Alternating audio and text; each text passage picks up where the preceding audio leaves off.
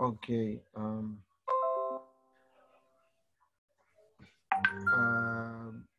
Okay, good morning, everyone. Thank you for being here this morning. This morning, we have a very special guest. She's from Colombia. Her name is Angélica María Rojas Isaza. She holds an MA in Modern Languages from Quindio University in Colombia. She also has a Master in Bilinguals Educational. Her research interests are mainly focused on culture and intercultural competence. She has made part of different university programs at universities in Colombia and abroad. She has an experience of more than 20 years in the university field. Currently, she's an advisor in curriculum design for some institutional study programs in Iran, and a content designer for Istmo University. Istmo University. Istmo Yes. University in Panama. Yes. Wow. She's also the founder and director-in-chief of Editorial El Faro Internacional in Bogota, Colombia. And finally, she has translated several Islamic theology and history books into Spanish as part of her work with El Faro. Professor Rojas has also participated in several speeches in different events in her country, Colombia. So let's give her a warm round of applause. Hey. Thank you, Jaime. The screen is yours. Thank you. I'm trying to share the screen, but I don't know what is going on here. Well, yeah, we can I see saw it. the situation. Yeah. Oh, you can see that? Yes, it takes some seconds. Don't worry. All right. I was worried. Okay, so this is our topic today. During this presentation, well, this is going to be a talk more than a speech. I will be asking you some questions, some reflection questions along the presentation so that we can participate and interact in a nice way. I will Angélica, also be, question. If anybody has a question, can they raise their hand and? Yes. Okay. Yes, okay. No problem. No problem. Yeah, to make it more interactive because I don't like to do the talking all the time. Okay, so I will be also talking a little bit or leading my conversation or our conversation into intercultural competence in the bilingual classroom. I will tell you a little bit about my experience as a researcher in public universities in Colombia, how I have found the importance of including cultural elements in the bilingual classroom and how curricula should be modified or should be implemented, taking into account these cultural elements. So welcome to this chat. Before we get down to business, I would like to ask you a question. How do you activate your students' potential in class? Do you have any technique or any strategy that you use? Showing them a video or pictures. Mm-hmm. Okay, videos or pictures are very good ways to activate your student's brain. What is the purpose of activating your student's brain? Why do we need to do that? Do you think it is necessary? Absolutely. Why? Well, like students, like adults, like children, everyone needs to be motivated. They need to be stimulated. So without that, the learning process is going to be very, very challenging. But if they're stimulated and engaged, then it's more of a natural process. Mm-hmm. Exactly. So neuroscience is already working on that. They have been working on it for a few years. And they say that activation in the brain doesn't necessarily mean that the brain is not doing anything useful. It means that we need to invite our students into the context of the classroom, into the environment of the classroom, to get them ready for what they're going to face.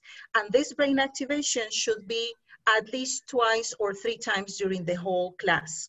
In this way, it is more enriching for students and they will get more engaged. So during this presentation, I will give you some little brain activation elements like pictures, like brain teasers, so that you get ready for what is going to be presented. A question, have you seen this one? Yes, yeah. Go ahead. Can we get the PPT if we want it? Yeah, sure, absolutely. You can. Thanks a lot. Thanks a lot. Yes, yes, yes. Okay, have you seen this one? Maybe before? Which direction is the bus going and why? Left or right are the only possible answers. I guess it depends if you are left-handed or right-handed. Okay. What about the rest of the group? Yeah, because that's what I'm doing. I'm right-handed. I'm thinking it's going to the right. Okay. Or it's not even moving. It's not gonna move. Okay. So the bus is headed to the left. Else we would see the boarding door. You see that? Wouldn't it depend on which country you're in? Depends on which country you're in. Okay, you see that? Fantastic. You see, so we can explore different ideas from our students with these things. So we can make them think, but not just think for thinking, but think for a purpose. Okay, let's see our topic today, cultural diversity. It is a widely discussed topic in the educational field. In this conversation, we will explore different features of culture and diversity. So I would like you to, if you can, take your notes maybe about your ideas on culture and diversity. What is culture to you? What is diversity to you? Or just give it a thought, just 30 seconds to think about it. Because these concepts are worth analyzing. We will base our interaction on some authors who have devoted entire books and articles to disserting about this interesting issue. So let's try to think a little bit about culture and diversity. There was a comment before the meeting started about how worried we are about the situation that is going on in the world, the intolerance that we are facing every day. We see on the news how people are killed because of intolerance, how people are executed, how people are, or there are even wars because of that. So we're going to explore a little bit those concepts in order to raise awareness in how tolerance and how cultural diversity should be included in our classroom planning. So it has been widely recognized in the language teaching profession that learners need not just knowledge and skill in the grammar of language, but also the ability to use the language in socially and culturally appropriate ways. Do you agree with that? Do you agree with that? Oops. This was a major innovation of communicative language teaching. Yes, communicative language teaching was very innovative because they could think a little bit beyond what is going on between two people when they talk, when they interact, what goes on. So there are different methods of teaching in the same vein. And of course, the communicative approach introduced also changes in the materials, in what is to be learned, in the assessment as well. So at the same time, in the last few years, some teachers and some researchers have devoted their lives to understanding how intercultural awareness and intercultural competence should be developed in students. So I'm going to show you some of my research results on how those elements could be included in the classroom. Okay, so I have a picture here with my friend. We took it last year. So we decided to take this picture because we liked the sentence or the quote that was on the wall. Given the fact that we are from different countries, from different contexts, from different personalities, different religion, different ways of life, we have things in common. What do you think about this picture? What do you see there? Can you read the picture? Yeah. Logical. That's another way of saying think out of the box, right? Mm-hmm. But I love it because we always are, I don't know how to say parametrados. We are always, we always have limits, okay? For everything, rules, decisions, everything. But if we think out of the box, or if we let our imagination be present in most of our classes and behaviors and etc., we could go anywhere. Now, why do you think we liked the sentence, the two of us? Why do you guys think we converged into the same like, or into the same idea? Good question. Maybe we are different. We're so different, right? Yeah, number one, and we were in a different city. I guess you had never been to, and in spite of being in your country, you were also, you say, wow, I had to be 56 to be able to read this. Why I didn't read it before? I guess Tom Collins wants to say something. Please, Tom. I was going to answer the question that although that you said that you've got different interests, you're from a different city, you've got a different religion, you're born in a different place, like that actually, like logic would say that you're also different people if you're not using your imagination. But actually, if we are more critical, which I think is important to teach our students to be critical, that actually that we've got more similarities than we have differences. And actually, if you actually rather than just be lazy in terms of our mentality and just think, oh, we're different, we don't have anything in common, where actually there's two beautiful people that have got two very inspirational ideas that can come together, that we've actually got more things that are similar than we have got differences, maybe. I don't know. Exactly. Very nice. Very nice. Good point. Good point, yeah. Okay, this is an excerpt from a conversation between two students and a teacher. This particular classroom was a second semester bilingual classroom. The conversation was about superstitions. So if you read the conversation, you would see how the student or the user of the language is trying to explain the topic based upon his experience in his own culture, in his L1 culture. So for example, when he says, perturbing games like paranormal situations, maybe spirits, maybe ghosts. And in the other situation, the person says, I think it's the witch, the bruja, yeah?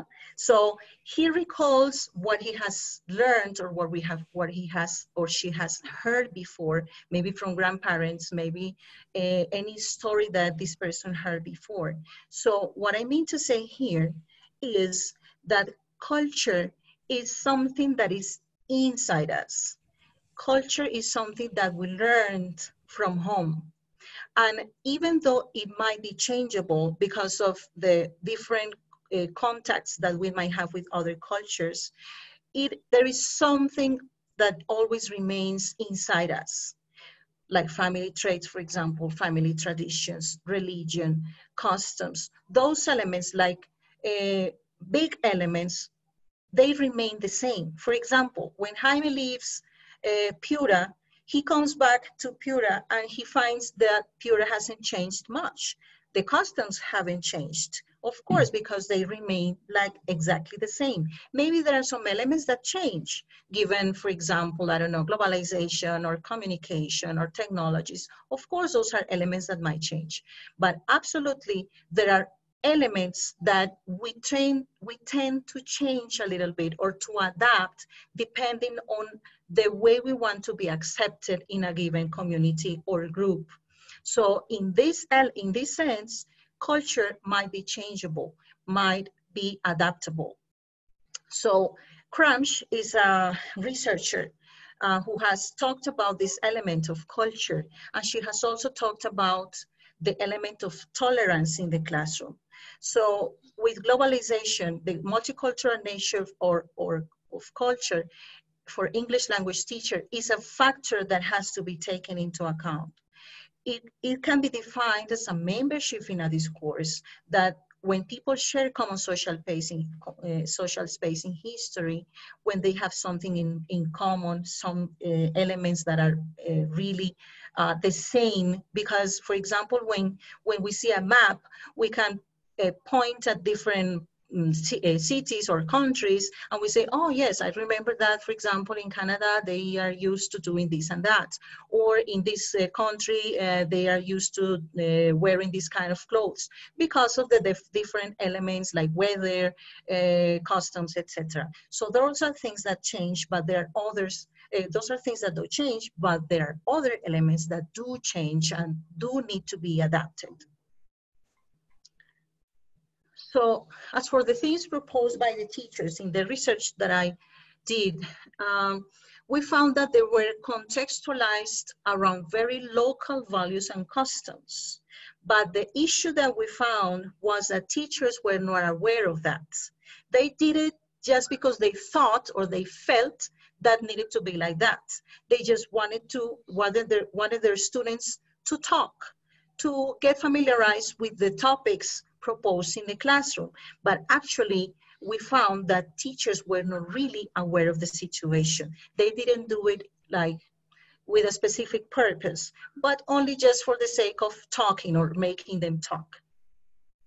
So the teachers agree that young people feel more identified when they are proposed themes that have to do with their reality, with their environment. This is a quote from one of the teachers that we interviewed. So as we see here, unfortunately, in many opportunities or in many institutions, the curriculum is not really adapted to the cultural necessities of students. But in some cases, we have seen, for example, how even some teachers want their students to imitate the native speaker of the language or the target language, forgetting about the AL1 culture, forgetting about what their students or what richness in terms of culture students can share in the classroom. Do you have any questions so far or any comment? I was thinking about the question you made at the beginning when you say, what is culture for us? And I remember this great speaker explaining to us that there were more than 150 meanings and interpretations of culture. Yeah. And I say, wow. So that's why then it comes diversity. Just wanted to mention that. Isis wants to say something. Go on, Isis. Hi, how are you? Good morning, everyone. I just wanted to share my experience that so many times I have to go and watch Disney Channel. So I'm gonna find out what my second graders were talking about. So that's a way of finding a common topic in which I will introduce some skills or routines.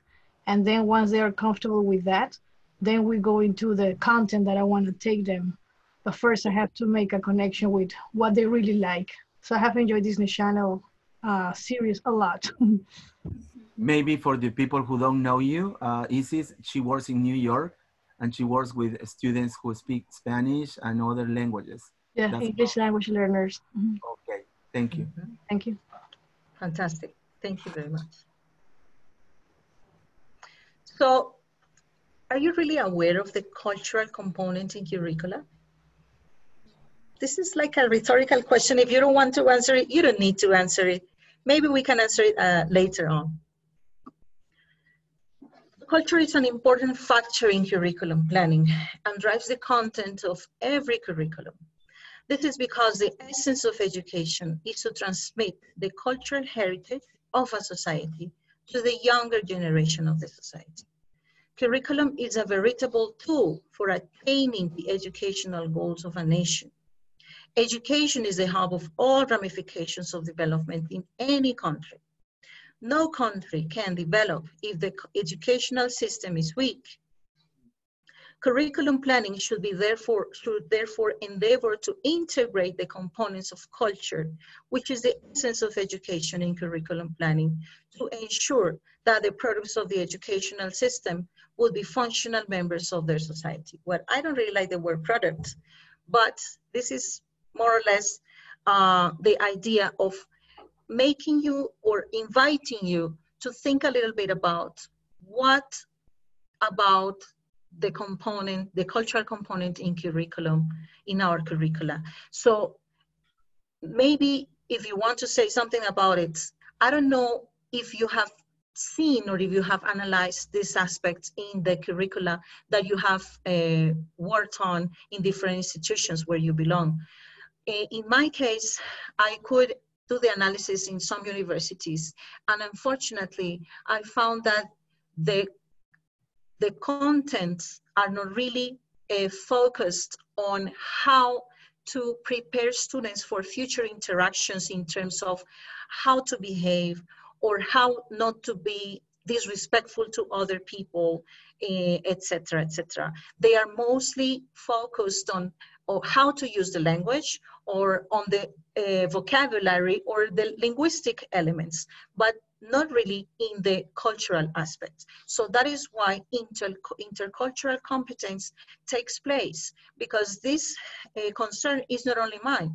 This concern has been widespread all over the world, thanks to different teachers and researchers who have found the necessity of working in this element. Even the Common European Framework states this as well, states the importance of the cultural element, but unfortunately, in the case of Colombia, for example, we will see a little bit later, in the case of Colombia, it is not really like that. Teachers don't really implement those elements in their classrooms, or if they do it unconsciously.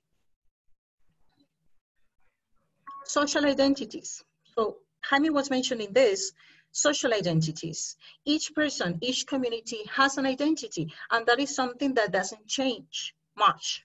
Maybe some people, in order to be accepted, maybe they want to change their identities, but that is a very rare thing to happen. Do you see this picture? This picture was taken last year as well with a friend of mine. So yeah, I would like you to... She's present. Maritza is present. Maritza, are you here, Maritza? Yes, I'm here. Hi. It was a fantastic experience. Good morning, Maritza. Okay, okay. Okay. Can you guys read this picture before Maritza explains a little bit? What do you see in cultural terms? Let's make it cultural. What do you see in that picture? She's wearing something around her neck. Uh-huh. And first time I see her wearing that. Oh, yes. Yes. Because remember that we were in Tunja. Tunja is such a cold city. Yeah. And my friend Maritza is from Barranquilla, which is in the Atlantic coast, and it's very hot there. So she's not really used to the cold weather. Good. Good point. Any other thing that you see? Our expression, our closeness, maybe?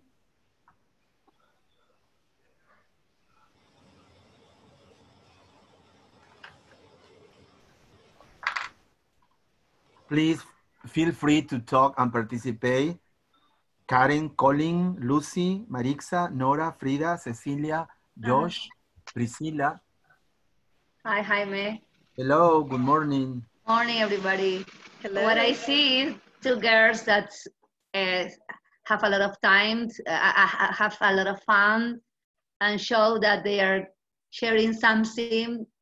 Probably the point of view of them is the same at the moment. Enjoy that moment. Their appearance, it could be only because of the scarf. The two scarves are in different ways, but what I see is that have the point of view in something that enjoy together.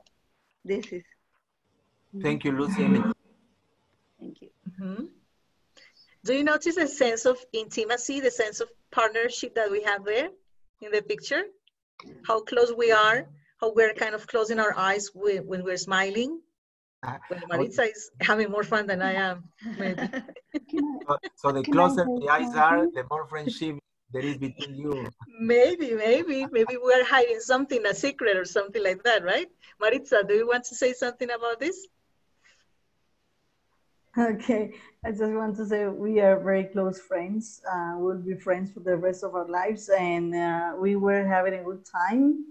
because we didn't see each other for more than 1 year that time. So, and we were in a conference with Jaime too. And yeah, it was a great experience. And you know that we are always like connected. We are like sisters. I don't know. Even though she's from where she's from and I'm from where I am. And you know, it was a great moment. I really love that picture. Thanks. Thank you, Marisa. Thank you. So when two people talk to each other, they do not just speak to the other to exchange information. They also see the other as an individual, as someone who belongs to a specific social group. For example, a worker, an employer, a teacher, a pupil.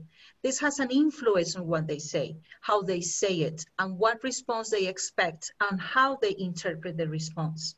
In other words, when people are talking to each other, their social identities are unavoidably part of the social interaction between them. So that is why I brought this picture to you, to show you that despite of how different we are or how different we might seem to be, we are not that different. We are very close friends and very, we have shared a lot of moments together. Okay, this is another picture that I wanted to share with you.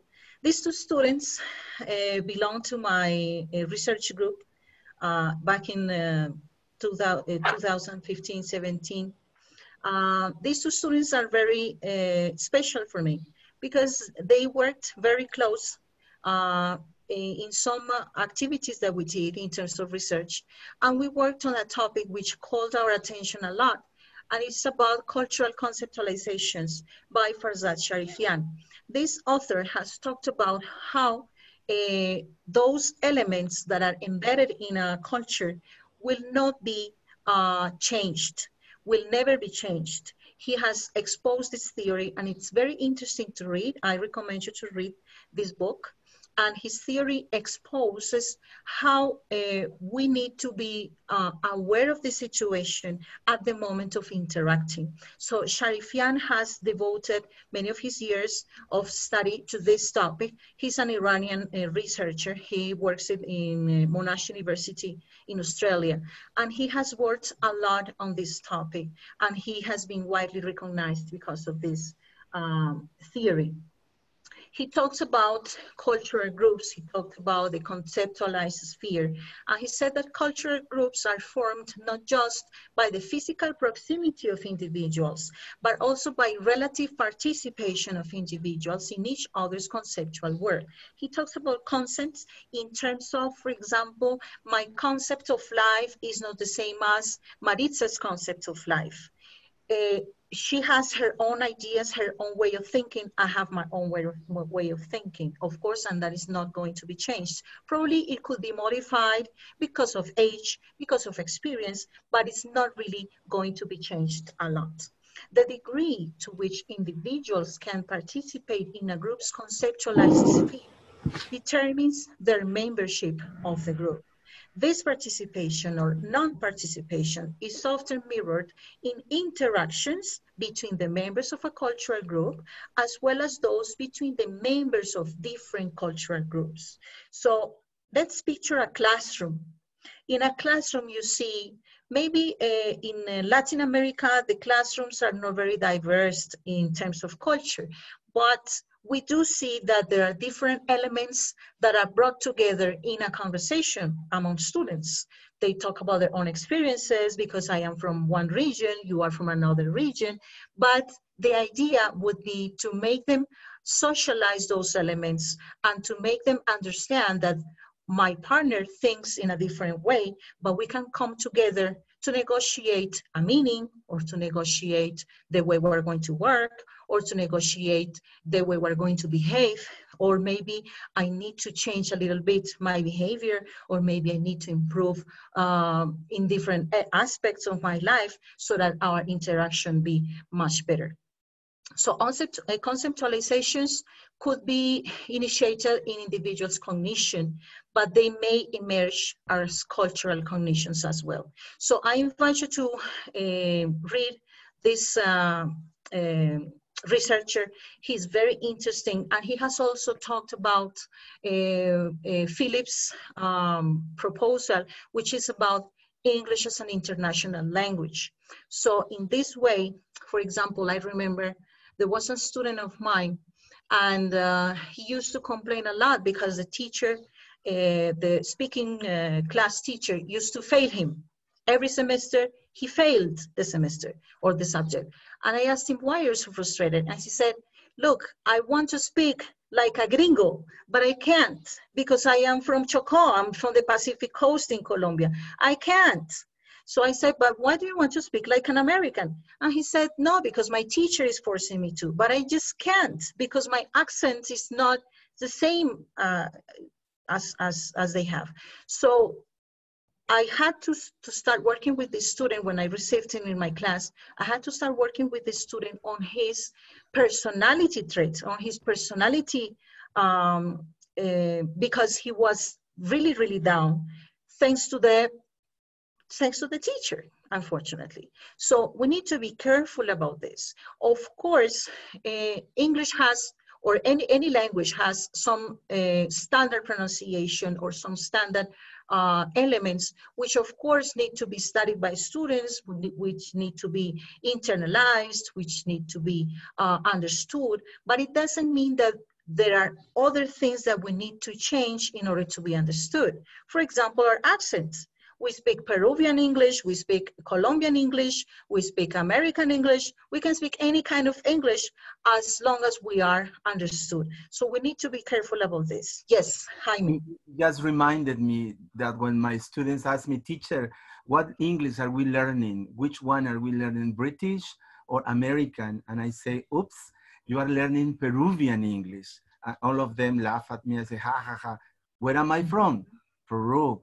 I am 56 years old. I've always spoken Spanish. So if I want it or I don't want it, I can produce the American or British 100% native accent. So, and it's not only my accent, it's the way I am, it's my culture, the way where I was born, and all that. It's very important what you're saying, because now I understand why I told them. Now I know why I told them, but it's not because only of the accent, but it's because of your beliefs, your ideas, your conception about education and everything else. Thank you, Angélica. If anybody wants to speak, please just raise your hand and please do it. Yeah, I just wanted to develop a bit more what you said, that obviously in Peru we may not have a lot of diversity in our classes.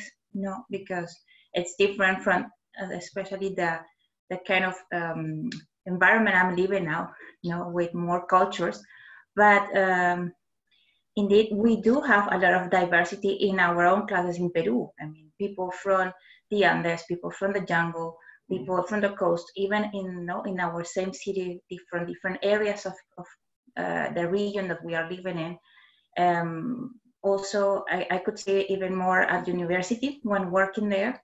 There were students that they came, for example, from Beca 18 or from other programs from the government, and they even brought their own culture. And that's also diversity and different types of cultures, that we can use in our class and take into account, when delivering our lessons. Sorry, Angélica, Tom also wants to participate. Thank you, Lourdes. Tommy? Yep. One more. To say something. Can you hear me? Yeah. Sure. Yep. Yeah, we can. As keep it short and sweet, but as a native speaker of English, what sometimes happens all the time, is like people who are non-native feel timid around native speakers, but 100% of the native speakers that I speak to find it a pleasure to help people. So as teachers, as students, don't ever feel scared that we've got a superior level of English or anything like that. Plus, we make loads of mistakes all the time. It's our native language.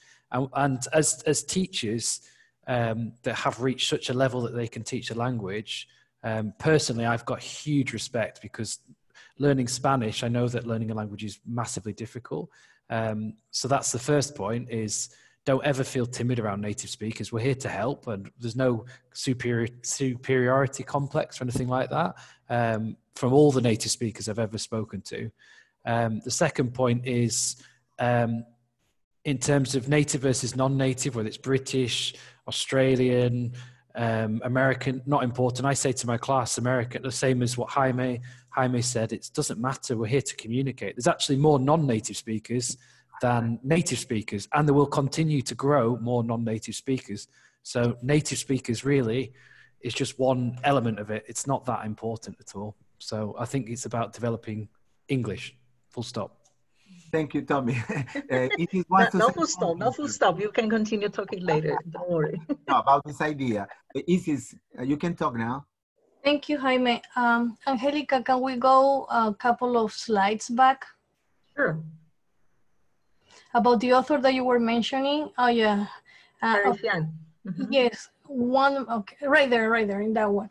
So I was just thinking, since we always relate culture regarding perhaps language, place of origin, and even skin color, I'm just interested with Sharifian is introducing here something about conceptualized sphere. So I'm just imagining classrooms in Colombia or Peru that within the same group, everyone has diverse interests, and someone could be, let's say, in romantic music and ballads, and somebody else is going to be in metal. So right there, I wonder if that's what Sharifian is also referring to, how people are going to connect to each other based on their conceptualized word, even within the same group of ethnic group, to say something like that. So I found it interesting, and if you can elaborate a little bit more. Yes, absolutely. As I was saying before, each one of us has their own cultural elements within. So each one of us becomes or comes from a different family, comes from a different way of, or we were raised in a different way. Even though we are in Colombia, for example, or in Latin America, there are some common elements in terms of raising, for example, our kids. But there are some families who are more strict than others, for example. So we need to understand that each individual has their own likes, dislikes, expectations, dreams, ambitions. So those elements are also part of the cultural aspects of teaching. So we need to be aware of that, and we need also to be careful about it, because some people, especially this new generation, they get really hurt when we say something that they don't like. So we need to be really careful about it, because no matter if we are not in a very diverse classroom in terms of culture or ethnic elements, we need to understand that every individual belongs to a different world in terms of education, in terms of likes, dislikes, ambitions, etc. Thank you. Okay. Do you inspire your students? I guess you do, right? I guess you do. So this is a post from Facebook. This teacher on the right, his name is Julian, and he was one of our partners in a university where we worked with Maritza. And he's one of the most inspirational teachers that I have met. He really inspires his students into digging more, going beyond what is taught in the classroom. So he used to teach them literature, research, methodology. And this is one of the comments from his ex-students. That day, the day we took the picture, they were presenting their final dissertation on their research they wanted to graduate very soon. So this is, from the way he speaks to his students, we can see how a teacher can motivate students into going beyond. He says, keep writing, keep inspiring your students. So apart from the topic that we are dealing with today, I also would like you to think about how we can motivate our students into exploring a bit more about themselves. This is a little bit more psychological maybe, but sometimes we have students with let's say, different situations that we don't know really how to deal with. But if we look a little bit more, we can understand how they think and what the problems they have might, let's say, influence the way of learning. So let's understand a little bit more how we can include these elements into the classroom, how we can understand students in their diversity, no matter if we belong to the same country, but there is always diversity in a classroom. Always. We always find different situations. Diversity is not only related to a race or ethnicity, it is also related to ways of thinking, to personality traits, etc. Dennis Eduardo, welcome. Do you want to say something? I would like to invite people who are present here, like Dennis from Ecuador, Cynthia Javes, Hepsival Esther. I don't know if it is well pronounced. Hepsiba. She's one of my ex-students. Yes, yes, it is. Hello, hello.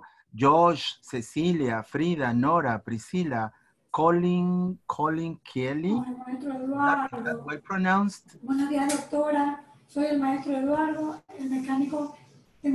¿Cómo ha pasado cualquier trabajo? Recuerda que estamos a las órdenes, gracias. ¿Cuál es el maestro Eduardo? El maestro de Durán, el gordito, que siempre me arreglaba el gordito que queda atrás en esa registro civil. Okay, it was, I switched it off. Sorry. Karen, Colin, Ariana, Milva, Edwin, Edward, Javier, please, you may participate. Remember, there is a free plane ticket from your city to Cusco, plus 1 week in a luxurious hotel. I will show you the places. Yeah, that's why I choose Cusco, because it's a wonderful place. Many places, not only Machu Picchu. There are many places. Yeah, they're amazing. I'm still need to go to different places because there are a lot. So, for example, I'm a teacher. So here in Cusco, many of the students, they speak, they're not fluent in Quechua, but they speak some words because their parents or their grandparents, they speak Quechua. So for example, where I teach, it's almost jungle, so not many students speak Quechua, but still some of them they do. So it's interesting because there's a way that when I want to teach English words, for example, the pronunciation, I say, if you speak Quechua, I think it's going to be helpful because, for example, there are some words that are similar to English in the pronunciation. So, I mean, in Quechua Cusqueño, because in Peru, you know, there are many different kind of Quechua, like Quechua, I mean, I'm gonna say the main branches of Quechua, that is Quechua Cusqueño and Quechua Ayacuchano and Quechua Ancajino. So mostly people here speak Quechua Cusqueño. So it's interesting for me because I'm also learning Quechua Cusqueño right now. Thank you, Ariana. Hiya, I'm Colin. Hello, and, Colin. Where are you from, Colin? I'm from Ireland. And where are you now? I'm in London at the moment. Oh, welcome, welcome. Thank you very much. My best friend is Tom Collins. Ah, okay. So Tom invited me along. You are the one he was talking about. Welcome.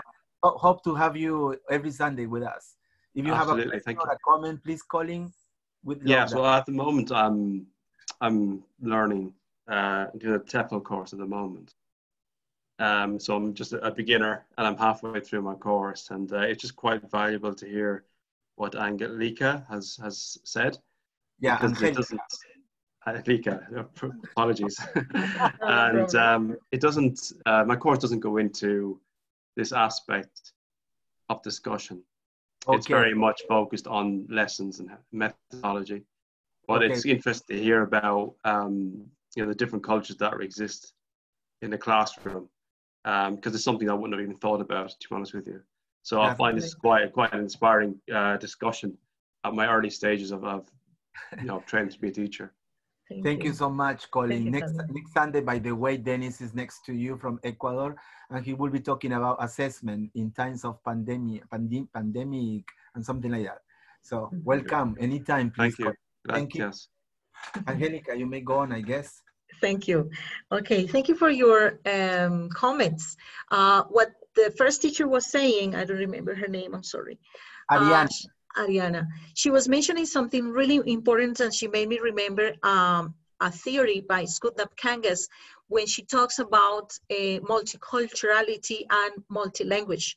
She expresses the idea of how the learner of a new language relies upon the first or the previous languages learned in order to learn a different language or a second or a third language. She talks about multilingualism, and it's very interesting because when a Quechua speaker is able to make relation between pronunciation in English and pronunciation in Quechua, you are a very successful teacher because you are making your students think about how they can rely upon their own elements that they have at hand in order to learn a second language, and that is wonderful.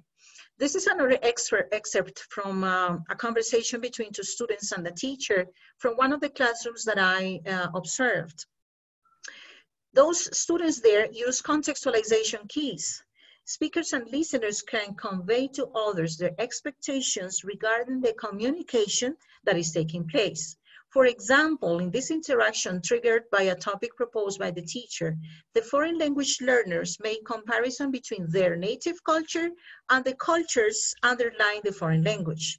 In this way, participants assume that the elements of their culture can be perfectly matched to those of the foreign language. Yeah, this is something that I found, and I think it's very interesting because we don't even notice, as Colin was saying, sometimes we see that in the classroom and we are so accustomed to it that we don't even want to go beyond that, and maybe we don't really like to maybe include those elements in our classroom, or maybe we think that it's not important because it is obvious. But let me tell you that it is not that obvious. When you ask students to read their interactions or to listen to their interactions with a specific task and to understand and to analyze what they said, how they say it, and why they say it, you will be really surprised. So this is a good exercise to do. I asked my students to do it different occasions, and it was really, really interesting for them.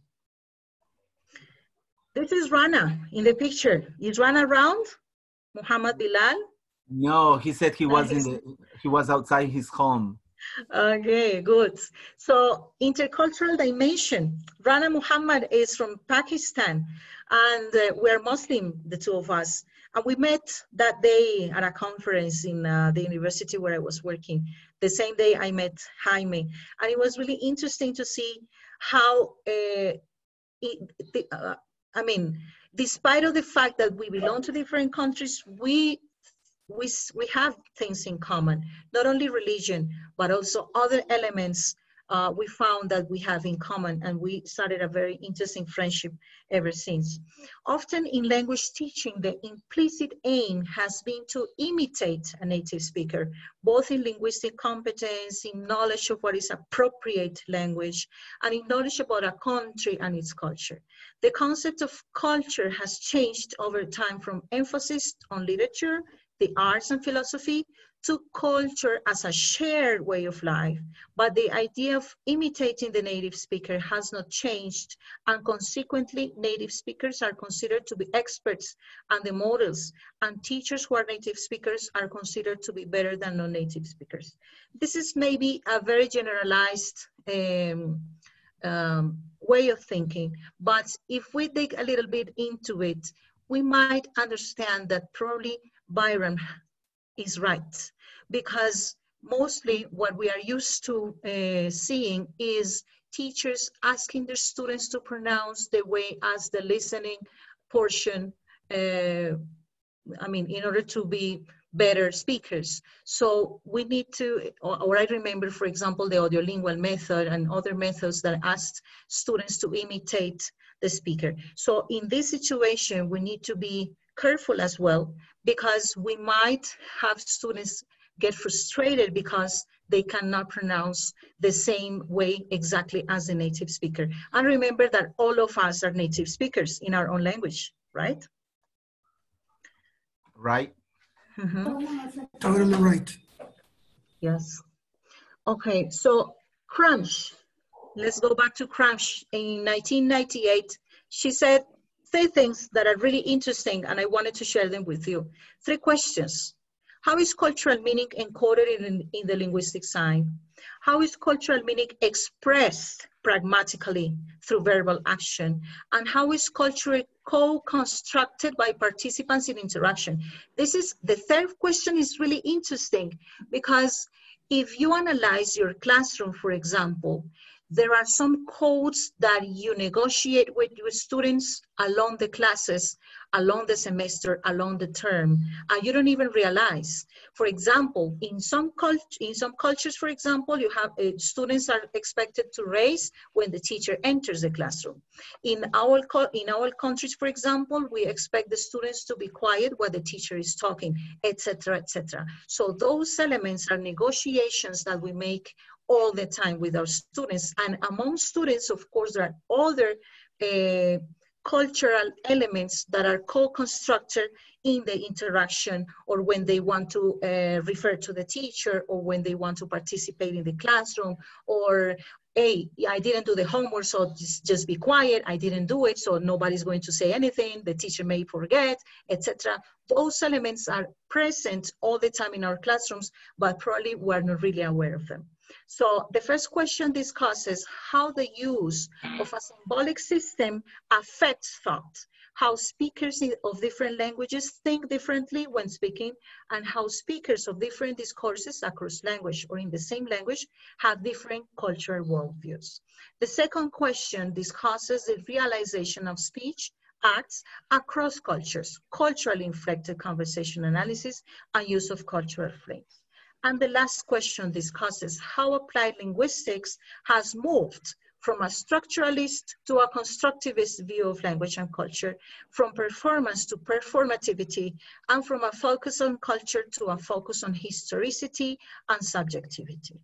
This picture is really inspiring to me as well, because this teacher, Araceli Salas from Mexico, is a wonderful researcher, and she loves to share her ideas and thoughts and the results of her research studies with all teachers around Latin America.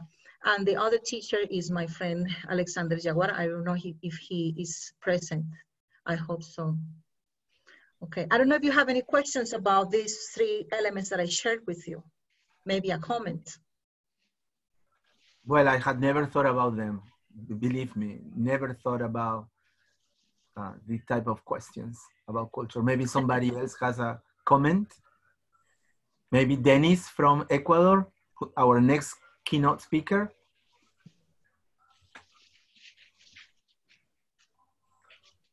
She's not around. All right. Anybody? Are you in shock or something? I just had a question about setting up class culture. Do you set up agreements in the classroom about how participants will participate, as they say, raise your hand, or stand when the teacher comes into the classroom? Are those agreements that are made with the students? Yes, absolutely. And that is the culture in the classroom. There are, Kramsch talks about the culture inside the classroom. So the different cultures together bring up different elements in the classroom, and the rules that the teacher sets at the beginning of the class, those also belong to the culture in the classroom. That is a very interesting way of seeing how we can create a culture in our classroom. It's like a mini country. So we just set up the rules, the way we should behave, and different elements, when we have to hand in the homework, etc. All those elements belong to the mini culture that is present inside the classroom. I like the word that you used, we, so you co-create them with the students. Exactly. Yes, absolutely. Yeah, because it is a democracy. We shouldn't impose anything to students. We just ask them, okay, this is what I propose to you. I always start my class like that. Look, this is my proposal for you. Do you agree with it? What should be changed? Do you like it like that? But the most important thing that I have found is that students respect the authority of the teacher. We don't lose authority like that. Doesn't mean that we need to impose anything to be respected. No, we just negotiate this. They want the teacher to lead them, and in that way we negotiate with them. Or if there's something, for example, I always tell my students, look, if you don't have time, if you have a problem, just let me know. Just talk to me and we can negotiate another deadline, for example. Thank you. Okay. Another picture, very interesting moment. Those students were from master's degree in education in Florencia, Caquetá. This is Dr. Ulises Cordova. And we were presenting, or we were experiencing something interesting, because those students were presenting their ideas on how to use technology in their classrooms when teaching mathematics. So intercultural communication is communication on the basis of respect for individuals and equality of human rights as the democratic basis for social interaction. This goes with the question that you were asking. How can we make an environment full of respect and understanding towards others in terms of human rights? So, look, I know that it is very difficult for us, not only thinking about what tasks students should do, or what or how to deal with the subject in terms of linguistic elements, vocabulary, grammar, etc., reading comprehension, blah, blah, blah. But apart from that, we need to be aware of those little elements that are present there as democracy, as human rights, as social interaction. So when we negotiate that with students, when we ask them, please, whenever whoever is talking, please let them talk. If somebody's talking, please be quiet. Or let's listen to our partner. He has something interesting to say. Look, we're not psychologists, many of us, but of course we can help students raise their personality and raise their self-esteem. I remember a student, he came from a very poor environment. And I remember he was very timid. He was very shy to speak. But when he entered my class, he changed absolutely. I mean, he was another person. And his partners were surprised, and they say, hey, why are you talking too much? Please stop it. And he said, no, because I feel so comfortable that I want to express myself. And now he's a very different person. So we can help students in that way, and I'm sure that you will be successful in this. The intercultural dimension in language teaching aims to develop learners as intercultural speakers and mediators who are able to engage with complexity and multiple identities, and to avoid the stereotyping which accompanies perceiving someone through a single identity. It is based on perceiving the interlocutor as an individual whose qualities are to be discovered, rather than as a representative of an externally ascribed identity. So this was a moment where I was saying goodbye to my students, because I was moving to Bogota from the city where I was living. And from the message that I got from the students, I was really, really moved, because what he says to me there is that I really could inspire them and could make them think a little bit more about their own lives. Because the classes should not only be in terms of language and learning and the subject and the topics, but sometimes we had some moments of thinking about their own lives, making them reflect about their future, their plans for the future. Those students were English language students from licenciatura en idiomas, licenciatura en inglés from Universidad de la Amazonia, and at the end they were very inspired to continue. And now I see that many of them have traveled abroad, and many of them have written articles, many of them have devoted themselves to research, to going beyond their own classes, and that is a wonderful thing.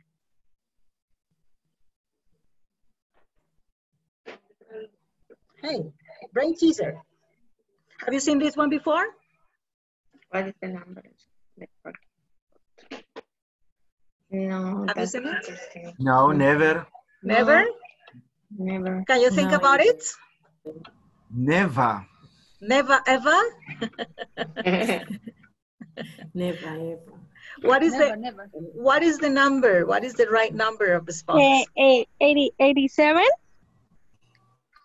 Why 87, my dear? Because we are looking, the image is in the contrary way. So if you change the way to see it, so it is 86, 87, 88, 89, 90, 91. Wow. Perfect. Wow, very good. Excellent. Yeah, the picture is upside down. So clever. So we just, It's from Colombia. That's why. That's right. She's my ex-student. Yeah, your ex-student. That's why. That's why. That's the trick. She already knew. She already knew. No, maybe she already knew. She was prepared beforehand. You told her yesterday the answer, right? Okay. I don't know if my friend Edwin Javier Ortiz is around. Maybe yes, I'm here. Yeah, he's the one in the picture. He's the one in the picture. We met back in, I think in 2010 or something. We started working together in some research projects, and we have had really good experiences. He has different ideas about language, and one of his passions is about culture, identity in the classroom. So we found this point in common, and we have worked in a very good way ever since. Welcome, Edwin. Do you have anything to say? Not yet, maybe later. Okay, thank you so much. Okay, so we're talking about intercultural competence now. Language teaching with an intercultural dimension continues to help learners to acquire the linguistic competence. You see, you have heard about linguistic competence. Yes, it is needed to communicate in speaking or writing, to formulate what they want to say or write in correct and appropriate ways. But we are also talking about intercultural competence, which is the ability to ensure a shared understanding by people of different social identities and their ability to interact with people as complex human beings with multiple identities and their own individuality. So look at how interesting it is. Multiple identities with their own individuality. So those pictures of partners and friends that I have shown you so far are very interesting pictures to me, and I always keep them in my heart, because with those people I have found a lot of things in common, very interesting things in common, despite of the fact that we are different. And I'm sure, of course, absolutely sure, that each one of us has the same experience, and each one of us has the same ideas about friendship, about how close we can be to a person no matter how different we are. This picture is interesting too, and it's really nice to me to share it, because that was an activity that we did when we talked about a mythology and different stories that we hear from our grandparents, but these students were able to adapt those stories into English in order to share them with other students from different groups. So that picture was really motivating to students, because that day they even disguised, if you see the people there, they were disguised. The one in green, for example, she was disguised as Duende. Duende is like one of those characters that we have in our cultural mythology and legends. So they decided to do that. They were proposing, as we were saying, we don't need to impose anything to students. We just ask them to think, okay, what do you want to do? Okay, let's talk about mythology, legends in Colombia, in Amazonas, because that university is in Amazonas in Colombia. So we said, okay, well, let's do something nice to show people how we are working on these elements in our classroom. And they were really proud to show their own culture in English. So what is evident in this aspect is that the translation of one's own culture into the foreign culture is achieved, but only with the guidance of the teacher. That is, students alone cannot develop the ability to negotiate certain intercultural situations or to find meanings or similarities with their own culture without the teacher's help, without the teacher's guidance.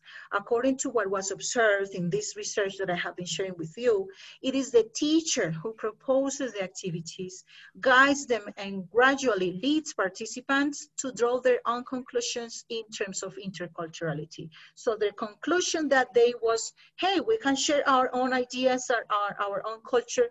We are proud of our culture, Amazonian culture, but how do we do it? Okay, let's do it like that. That was a very interesting show that day, and they were very motivated, and they were really thinking about how important it is for them to show their own culture. More pictures about people who I have met before, from different cultures, from different spaces where I have been with some students. If you see those students over there, those students belong to a public school. Even though my experience hasn't been at the school level, sometimes I do some exercises of helping them with the homework or with their understanding of English for special purposes, like, for example, taking an exam or etc. So sometimes we need to go a little bit forward and and think out of the box, as Jaime was saying before. Not think only that we're only useful in a classroom, but we are also useful in different situations in life. Gloria Tello, do you want to say something, Gloria?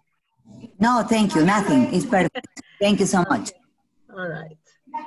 Gloria just got in. She's from Ecuador. Okay. All right.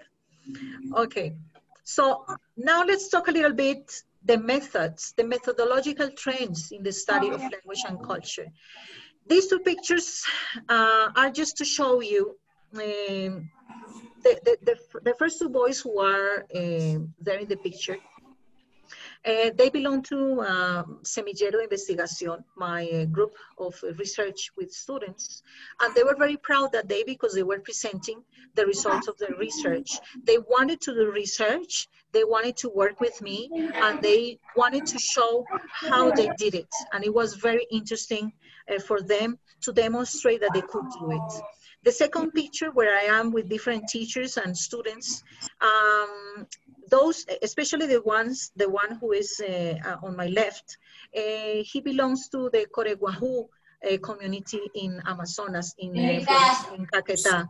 And he was really proud that day because he was presenting with his friend, he was presenting his final research on how he could translate some elements of his own community into English in order to teach English to his community at a school.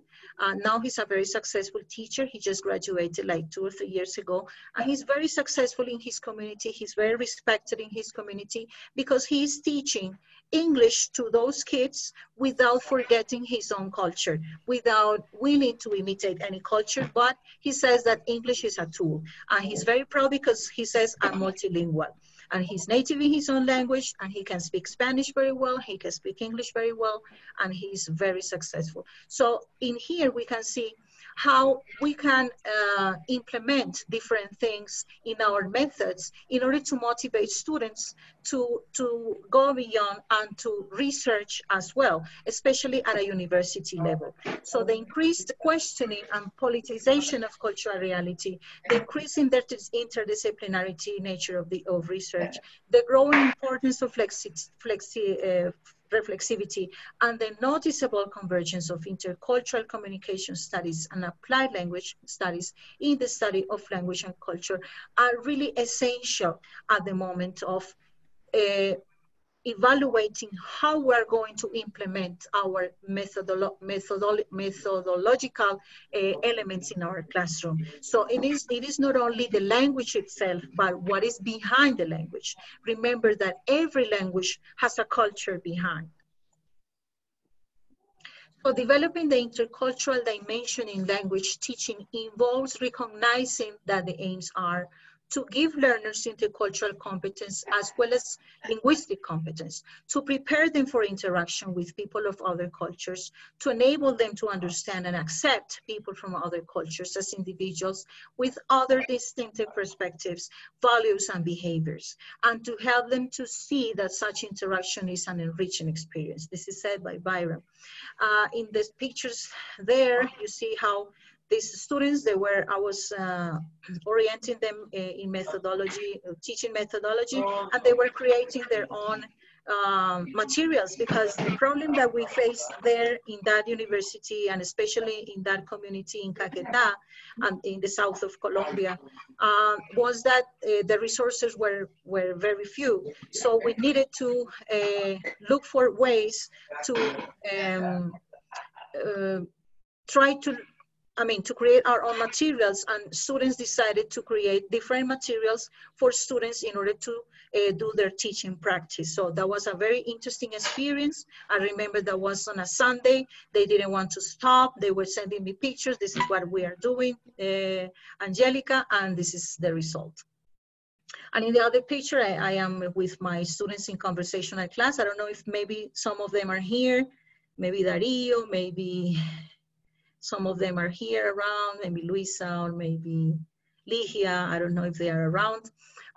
That day was very interesting to us because we had the opportunity to meet this guy who is next to me from India. And of course, that was a very enriching opportunity. And this is something that Colin was talking about before. Despite of the fact that in India, English is a second official language there. Of course, they have a very good level. My students, at the beginning, they were afraid of speaking, but they felt so comfortable because he was willing to help them to express themselves. That was a very interesting experience. Initiatives and concerns for teachers' professional development. This is a research study by De Mejia, Anne-Marie De Mejia. She's there in the picture with me. We're having a conversation with some colleagues. And she has searched about how the bilingual national program in Colombia has been implemented. And she has been able to evaluate with the government different elements of this program. There has been criticism from different academics, various academics concerned with language teachers' professional development. Valencia Giraldo was also a teacher of mine, and she's also, she was also looking for different elements present in the classrooms. And with Edwin, my friend Edwin Javier Ortiz, they did some research on how bilingualism is being implemented in Colombia and how different elements have been forgotten. And that is a very special point to consider, because what they say, for example, is that pre-service preparation offered to foreign language teachers, both primary and secondary in universities, which often does not prepare them to face classroom realities, and which sometimes engenders low self-esteem in relation to the gulf perceived by the teachers of their own level of foreign language proficiency and that of native speakers, held up as models. In similar vein, Melba Livia Cárdenas has condemned the perspective practices for teaching and learning and the promotion of teacher qualification by the National Bilingual Program, in contrast to the critical dimension of language education. So, of course, we know that the bilingual programs, especially in Latin America, are recent, but there is a struggle now because we are trying to help our students not to forget their native language or their native culture. So that is a very important element that we have been trying to consider in our research practices. This is Jaime Usman Wilches. He's another researcher, very recognized researcher in Colombia. And he also criticizes a little bit how the bilingual national program has been a little bit imposed, especially for minorities. He says that the consciousness of the need for English has become a way of thinking for many young professional people in the country.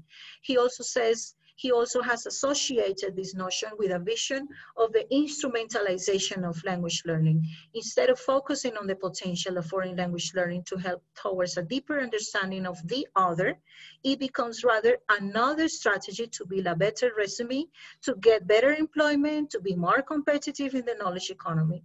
He condemns this vision as reductionist and draws attention to the multiple implications of language teaching and learning. So he has a very strong position in terms of how we can be utilized as teacher to instrumentalize language teaching. So we need to be careful about this. I invite you to read this author. He's very interesting, and he is also very open to asking him questions. He's a very humble person. So what is your challenge now? What do you think? After all these elements that we have seen today, how do you think you can implement this? How do you think you can do this? So I'm going to show you some ideas, and at the end, you will tell me what your reflections are. The classroom is a place for learning, exploration, growth. Inevitably, the social issues that students face will come up. The class and racial prejudice that students face every day cannot be ignored when these uncomfortable topics impact every aspect of their school career. It doesn't matter if they belong to the same country, I mean students. It doesn't matter if they belong to the same social status. There are differences that are sometimes noticeable in terms of gender, in terms of personality, in many aspects. So we need to be aware of that situation. So let's try to eliminate classroom incivilities, avoiding stereotypes and preconceived assumptions in teaching practices and course content.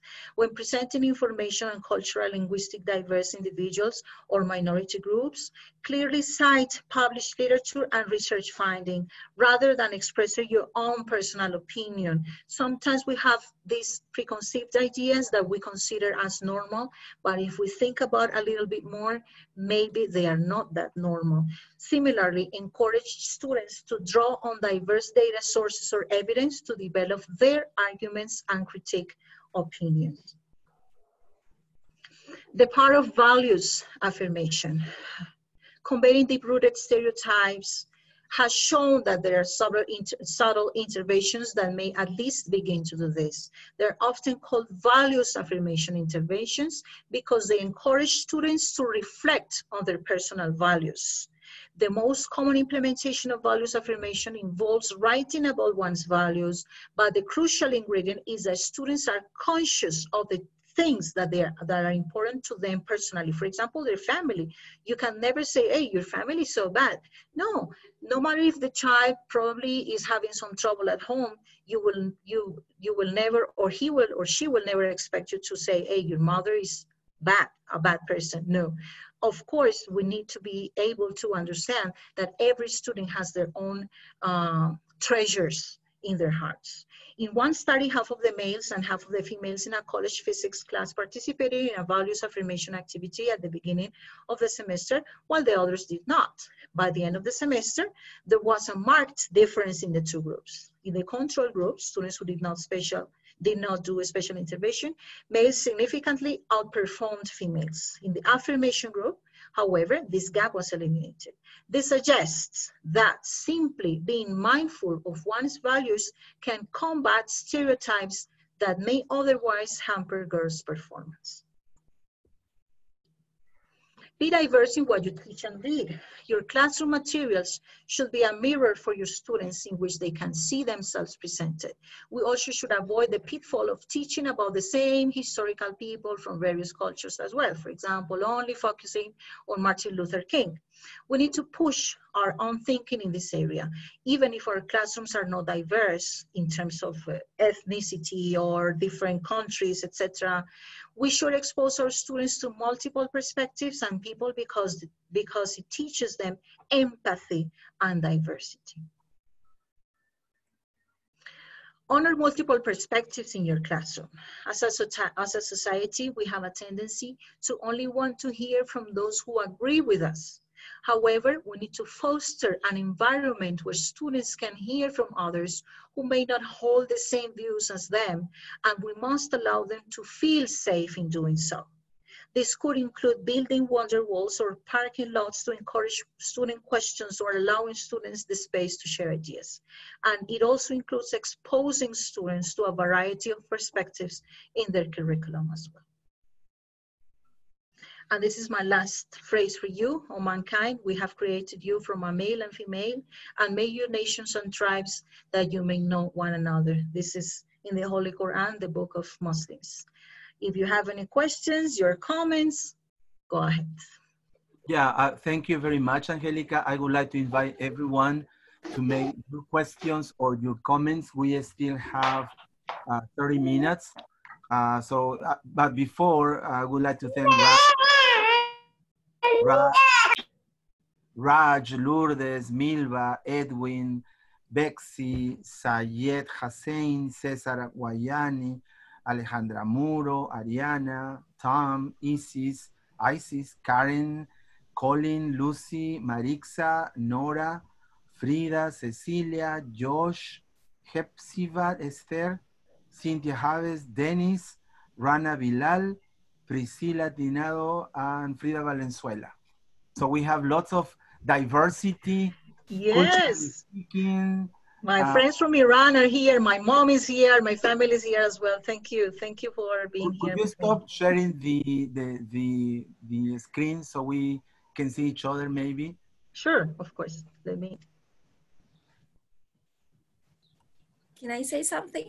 Of course, Ariana Margas. Everybody must say something. I want to say thank you so much, Angélica, for sharing this with us. I really like this topic. I think, yeah, I'm gonna keep teaching my students English through their own culture. And yeah, thank you so much again. Thank you, my dear. Thank you.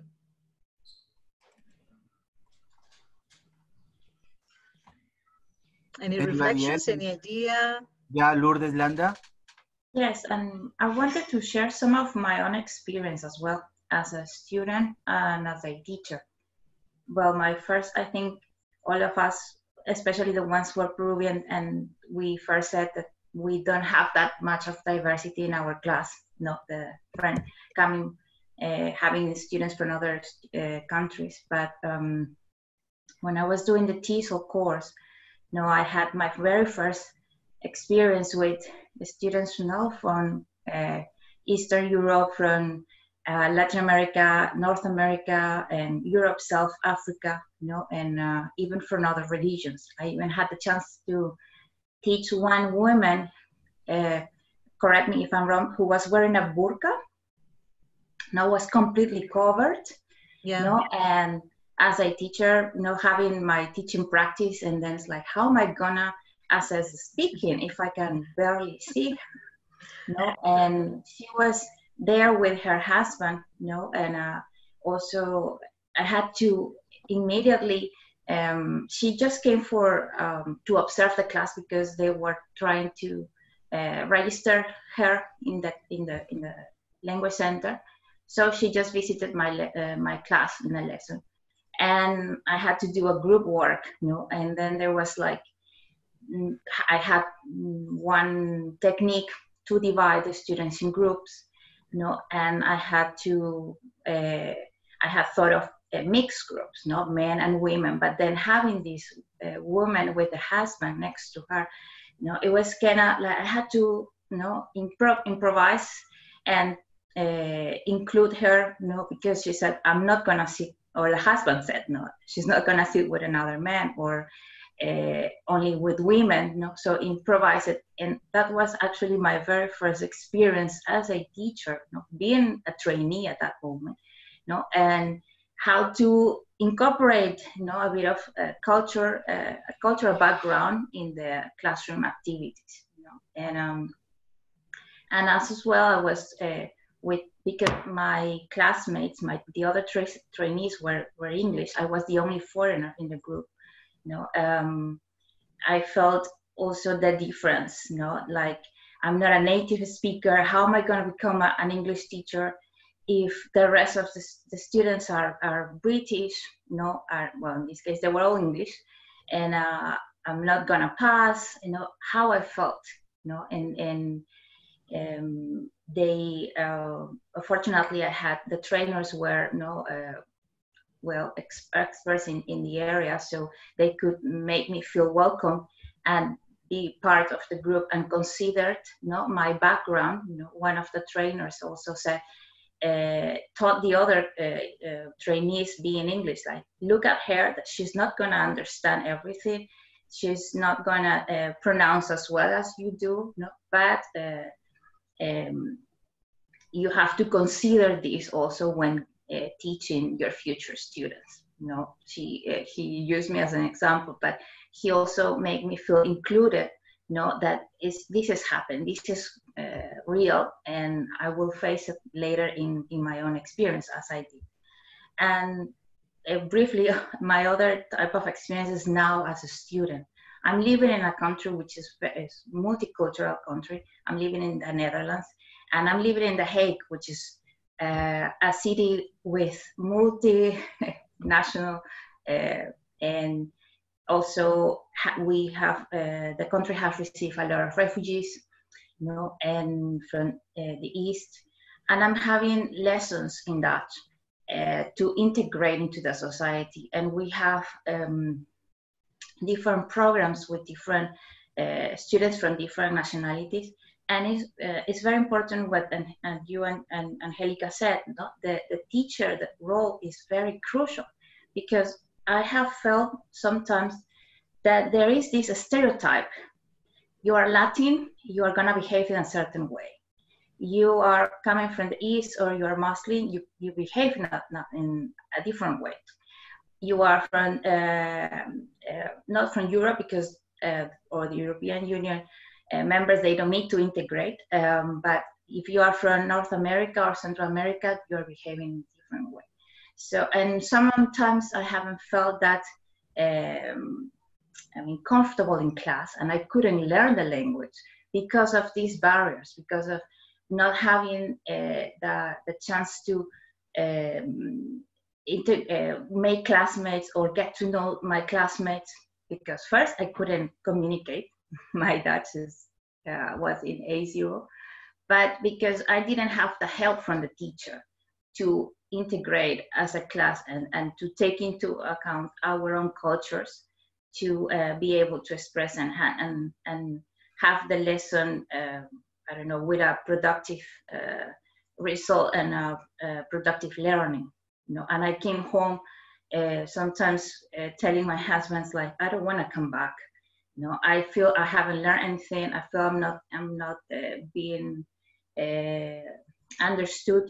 And mostly as a teacher, you tend to be more to observe more, from the other role. But I think to have into account the cultural background of the students and in your lesson planning, is very, very important. And I thank you, Angélica, for giving us this topic. It's very, very, very interesting, very current. Thank you. Thank you, Lourdes. Briefly, Rana Muhammad Bilal has something to say. Hello, good morning. Yeah. Hi, assalamu alaikum. Hello. Can you hear me? I'm not sure, because I'm not using my headphones, so I'm not sure. Can you hear me? Yeah, we can hear you. We can hear okay, yeah. First of all, that was really an interesting talk, and my apologies, I joined a bit late. This talk and debate is very important, and this debate is happening since the word has gone more global in terms of technology and communication and all those things, you know what I mean? And I see this is very important in present context as well, where the world is talking about racism and culture and multicultural and all those things. I just want to share a couple of my experiences of working in the UK and teaching multicultural classrooms. Because I mean, our classrooms in the UK, they are full of so many nationalities and so many people from different cultures and all those things. What we do is, and when we talk about this multicultural, my experience is that keeping in view the political differences and religious differences are very important. And being an EFL teacher or teacher in a class of a multicultural class, we should be aware of those political differences. They're very, very important to keep your class well balanced and a well behaved class. That's very important. So what we do is here in the UK is that when we get an enrollment in a classroom, we know it, like from which nationalities we are receiving the students. So what we do is, like, I personally try to read a little bit about the cultural backgrounds of those students, about their countries, about their, I mean, you know, I'm not going into that stereotypes, that what kind of stereotypes they have in their culture, but I should be aware of those things. I understand it, like being a teacher, on one hand, you have to promote cultural hegemony in a very diverse cultural class. But at the same time, you need to be very careful that because of like political differences, your class should not be a disciplined problem class. For example, I felt it like Pakistani students, they don't feel comfortable with Indian students because of their political, you know, differences. Same as like American students, they feel a bit uncomfortable talking with the Korean students. So, I mean, so we have to be very careful when mixing them up, that where they are going. And especially, I mean, we just talked about a male and female husband and wife. So these religious backgrounds, being a teacher, we should be aware of all these political, religious, ethnic differences to go into a classroom, because if you don't aware of those differences, your class will not go as a classroom. So yeah, so this is just what my point is. Yeah. Thank you very much, Rana. We still have 15 more minutes. I would like anybody else to talk briefly about your experience talking about culture and diversity. Please, Cecilia, Lucy, Niels, Cynthia, Priscilla, Edwin, Marixa, Nora, Gloria, Colin, Tom, Dennis, Cesar, Ariana, Karen, Raj. So just a quick one. I can't really say much because I don't have any experience in it, but it's good that from the outset that I understand this, and it's going to give me a lot more knowledge as I pursue my career. Because I think that I lied earlier on. There was one line in my course to date about culture, which isn't much after 70 hours worth. And but it's good that I have the understanding now, or knowledge of, as I pursue my career, and I think it'll be very beneficial. And I work as a consulting engineer, and I work in a multi-environment culture as well. So I do see it myself within a professional status, and I can translate that to a teaching side of thing as well, which would be quite encouraging. Thank you. Colin. Thanks. Dennis from Ecuador. Thank you. Next Sunday. Yeah, thank you, Angélica, for your presentation, and Jaime for the invitation too. I've heard some of the tips and some of the facts that you have talked about culture, and I believe that today it's there every single day. I mean, I work in an intercultural university. Jaime has been here in Ecuador and has attended it.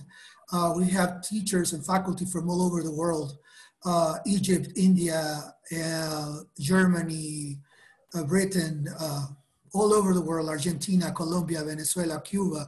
So it's not only the English faculty, but also the faculty itself from all the schools. And at the beginning, it was kind of hard, like to try to work together with all these different backgrounds. And we as Latins tend to, now that with the COVID thing, it has stopped, tend to touch or to try to demonstrate affection by shaking hands or kissing in cheeks or so on.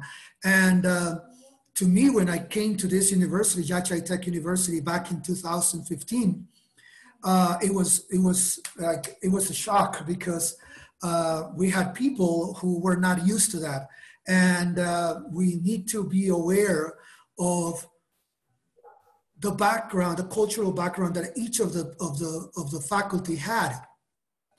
And then after years and months of sharing and everything, we became a community, a blended community of people who knew the Ecuadorian culture, but also the Ecuadorians knew the culture from all the rest of the world.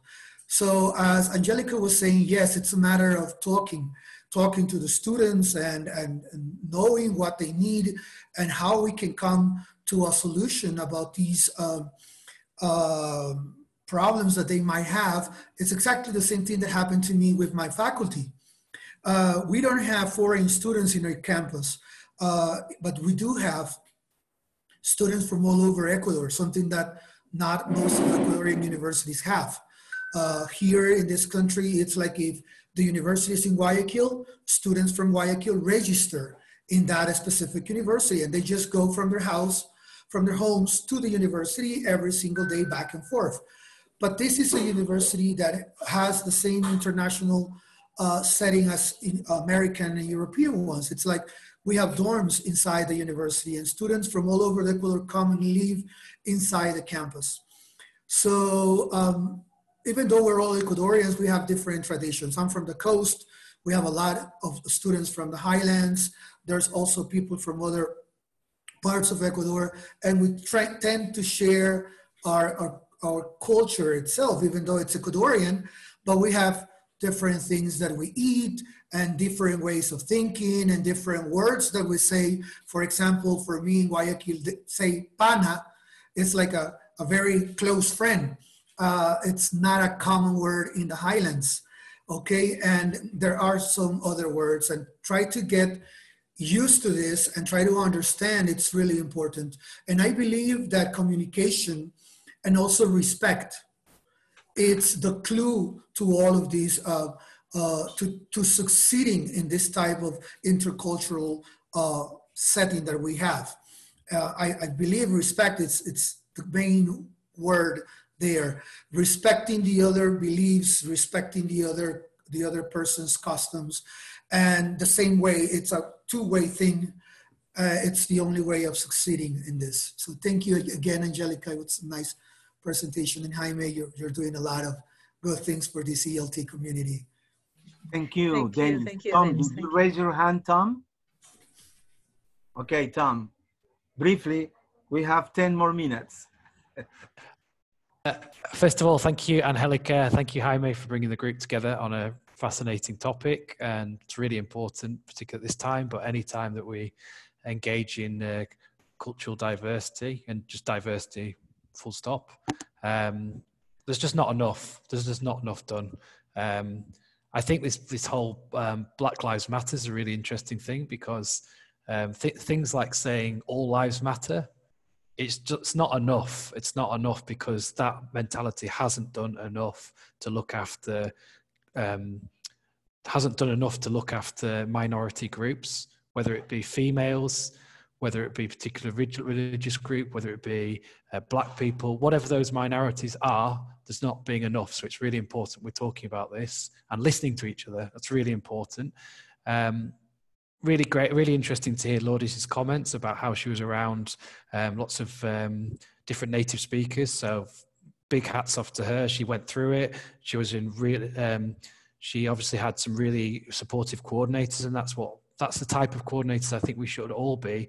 It's not about teaching to the strongest student. It's about teaching the weakest student. If your weakest student succeeds, then everyone succeeds. So I think that's a great story. So thanks for sharing that. Rania. I think it's Rania, pronunciation Rania. Really interesting to hear in my home country teaching. Fascinating about the cultural differences between, say, Pakistan and India. Fascinated to hear with more time maybe how you would actually deal with that in reality, because it's a little world, a little ecosystem within a classroom, America, Korea, and that kind of stuff. And then Denny's as well at the end. I think the word respect is hugely important, and respect becomes listening. Don't, I think one thing that we should all remember, including myself a lot, is not to go into a conversation knowing the answers for our students just because we're older, or just because we're from a different particular background or whatever else. Just because I'm a native speaker of English doesn't mean I can't learn from a non-native about the language of English, or just because I'm from England doesn't mean I can't learn something about England. One of my students taught me something about how English was created the other day, because we were talking about it, and his level of English is considerably weaker than mine, but I was able to learn from him. So I think respect, as Denny says, is hugely important, and we should listen to each other. We need to do more listening in this world at the moment than just being aggressive and imposing. We need to listen and come together, not be going against each other. So, sorry, it wasn't short, but thank you everyone for organizing the event. Thank you, Tom. That's why we have 2 ears and just one mouth. Raj, and then Isis also, I guess, wants to talk. Raj. Angélica, I appreciate your presentation and everyone who shared their experience. I think this really points to the value of listening to understand rather than listening to react or respond. It is about that curiosity about, what do I know about this? So really curious how political views get in the way of being curious, because we come with our filters and our biases. So let's make empathy our first response in these very difficult circumstances. Yeah. Thank you so much, Raj. Isis? Okay, Isis here. Thank you, Angélica and Jaime, for the work that you're doing.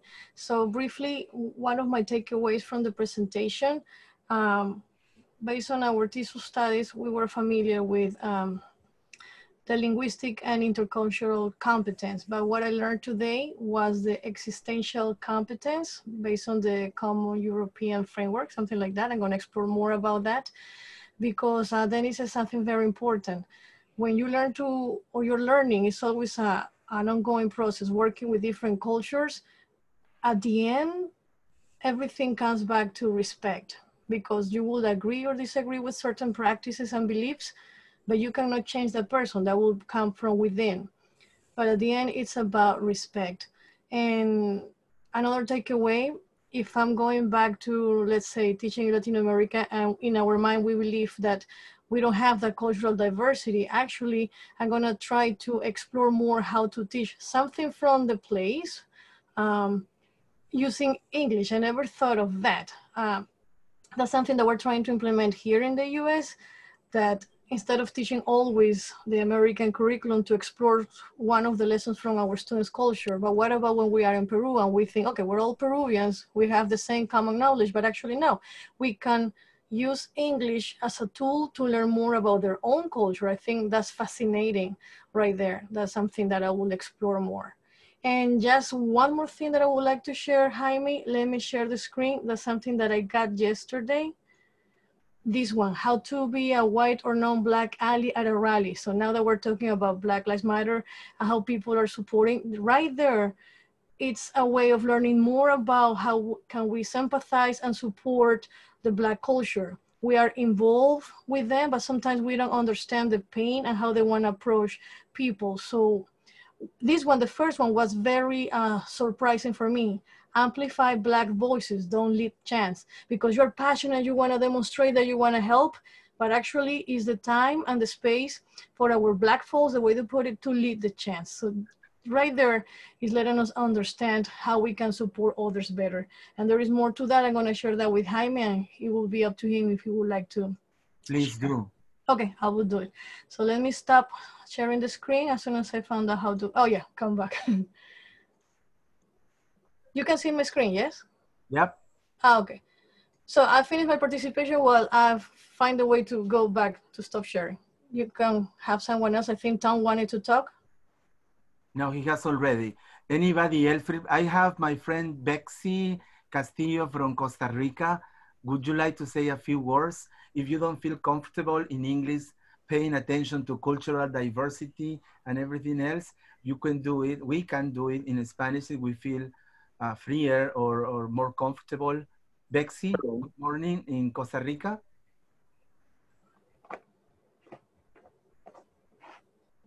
Bexy Castillo.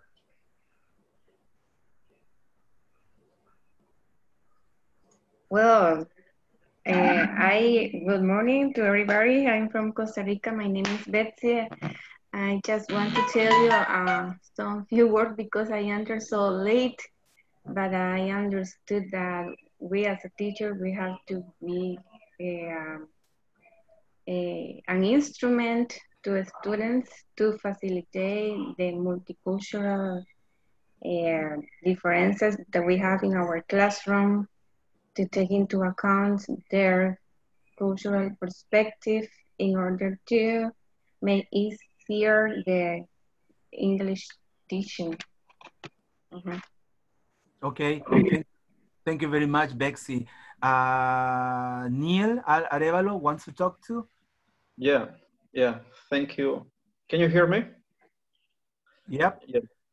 Well, congratulations, Angélica, and thank you, Jaime. Well, I think that we as teachers, we should bear in mind when we prepare our daily lessons, we should include the students' culture in our classes, and even we should include cultures of other cities and other countries as well, because we know that the digital technologies push the students to interact with people from other countries and other cultures, and the students need to develop intercultural skills. So we as teachers need to develop intercultural skills in our students in order to avoid communicative problems when they interact with other people. They need to learn to respect the other ideas and the other customs and traditions that the other people have in the world. Yes, thank you, Neil. And I would add that we should start talking about respect and listening starting in our home. If somebody wants to talk to you and you are busy, stop doing what you're doing and listen. And even if it is your child, even if it is the youngest one, we need to respect each other, but starting from home, right? And Cynthia Javes also wants to say something. Yeah, well, I want to thank Angélica and Jaime for this great presentation. Well, I want to add that it's really important, right, that we teach not only English in British and American, as you said, right, as well in according to our own culture. For example, I am teaching people from the jungle, and they have other thoughts and other way to express what they want. So it's really important to consider that, right? As you said, we need to respect them, and not only the way they think, right? It's in general, I think. And also, I think it's important that we teach English not only about the culture, well, in American culture, but according to their culture. So, for example, if I want to teach about a festival or something like that, it's to include that, right? To include their own festivals, their own, I don't know, their own special things that they have. Well, well, I wanted to add that. Thanks a lot, Cynthia. Before I forget, talking about diversity and culture, next Sunday we will have, my friend is here around, Dennis Montaño. He will be talking about assessing students in times of pandemic. Do you say pandemic? Okay, my English is not that good. And then in 2 Sundays, we will have Inés Torres de Muñoz from Ecuador too. She will be talking about TOEFL, home edition. And then myself talking about digital teaching in, I don't remember.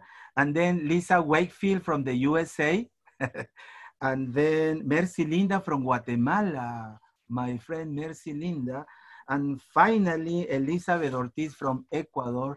She will be talking about this lovely topic, teaching for peace, a growth mindset approach.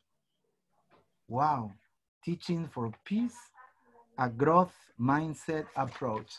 So we will have very beautiful talks and meetings. So don't forget to join the WhatsApp group. The link is in the chatting box.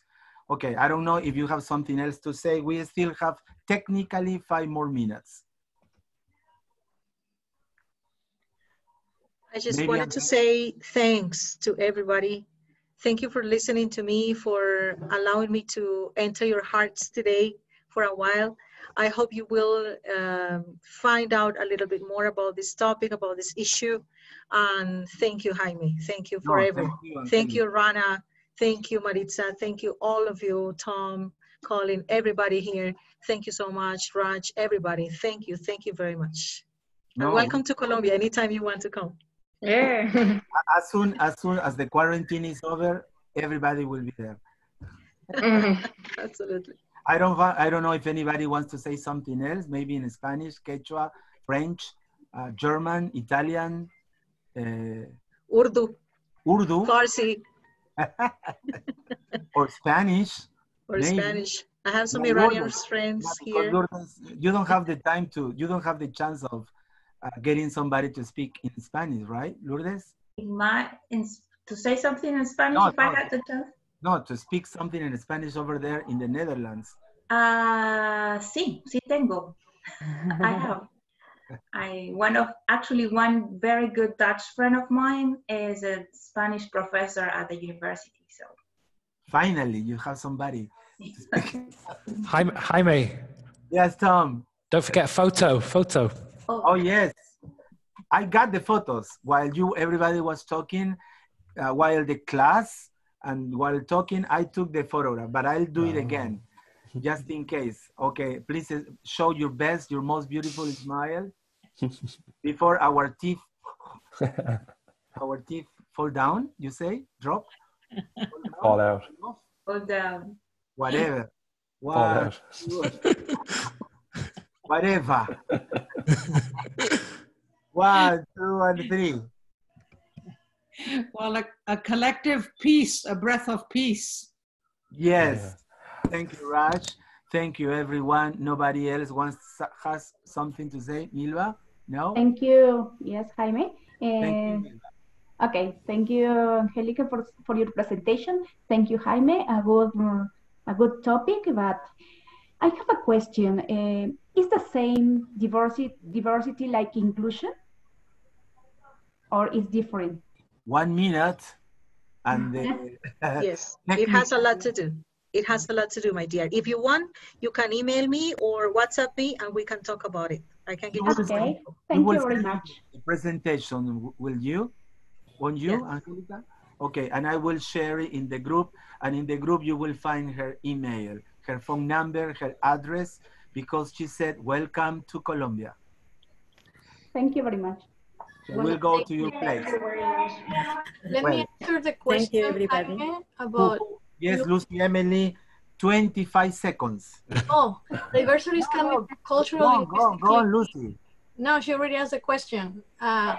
Diversity comes from culturally linguistic diverse population and inclusion from special education, that we were including students with disabilities. That's just one idea to clarify and explore more.